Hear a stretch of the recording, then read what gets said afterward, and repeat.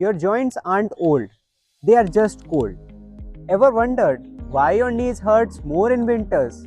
Here's the real reason. Actually cold weather में blood flow कम हो जाता है, जिससे joint stiff, muscle tight, joints literally freeze mode में चले जाते हैं, मतलब movement कम और पेन ज़्यादा। सर्दी में तो सब थोड़े लेजी हो जाते हैं, बट आपके जॉइंट्स उन्होंने तो फुल स्ट्राइक कर दी है। और फिर पेशेंट्स आते हैं कहते हुए, लगता है डॉक्टर साहब उम्र हो गई है। मैं कहता हूँ नहीं जी, ये तो वेदर कॉन्स्पिरेसी है।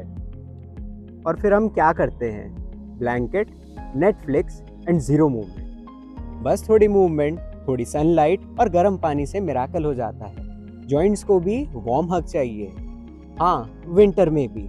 10 minute sunlight is free vitamin D booster. Keep moving, stay warm and stay pain free.